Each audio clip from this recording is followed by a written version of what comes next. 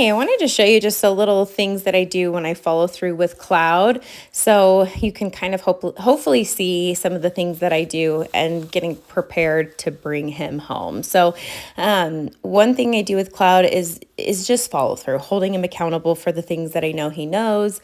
And if he needs help to accomplish these tasks, that's fine. But we want to make sure that we follow through every single time. So one thing, just right there off the bat, I asked for a sit. He chose to down.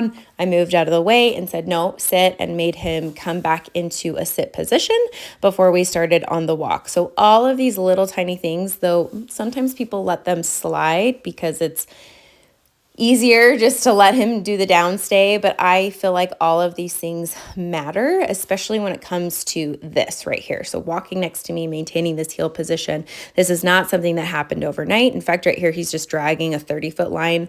I'm holding the very end of it. And so he's doing this essentially all on his own without that leash help.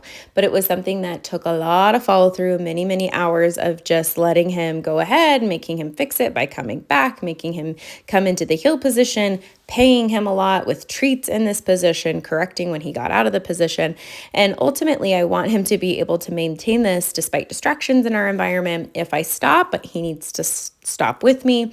If I turn to the right, he's got to speed up and maintain it. If he turn to the left, he's got to slow down to cater to my space. So all of these things are really important, and he's got to check in with me. He doesn't have to stare at me the whole time in the walk, but to some degree, he's got to keep my leg and his peripheral vision in order to maintain this heel position. So if he's not focused, his heel is going to look sloppy and messy. He's going to bump more, and you'll kind of see it here. So right here, we're about to come around this corner. There's a dog barking very aggressively behind this fence. He does it every single time we pass this walk.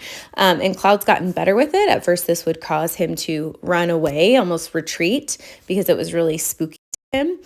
And so now he's to the point where he's able to maintain a little bit more of this position, though right here he gets a little flighty, and I just keep telling him, nope, we're healing. It doesn't matter what that dog is doing. And so we want to make sure that we're really following through on the obedience, even if he is distracted by things. And it makes sense, right? Scary dog. But just following through is really, really important. So as we come onto the grass, this is sometimes where he wants to get a little silly and run off. There's a time and a place for that, and I think that stuff's really important for him, but I want to make sure that he can maintain the heel position and wait to be released before just going off. And so right here, even he gets a little silly, and I'm correcting him, and he goes off to Alexis, who's holding the camera. And so this is where follow through is important. I had asked him to lay down, and he said, no, I'd rather go to Alexis, see if she'll let me get through it. And then right here, he's trying to scratch at the e-collar, and just a quick little, hey buddy, we're not scratching off the e-collar. I asked you to down right here is really, really important. And the next couple times I ask him to down, he does it really clean, and he's like happy to do it. And so this is where the common conception right here, clean down he's like, okay, this is what we're supposed to do. I'm just moving the leash right out of his face. But a common misconception is that corrections are bad, but they're very clear to him. Dogs do it with each other. They've known it from mama dog. They've done it with their litter mates. They do it with each other all the time. It doesn't need to be dramatic. It doesn't need to be harsh. It just needs to be very clear, and so that the dog understands, oh, okay, I can't be doing that. So that's all it was, is just following through. I wanted to show that on camera because it does make a big difference. If you have a dog that goes into an avoidance state of mind, to just correct that. Nope, you can't scratch the e-collar off. You have to down.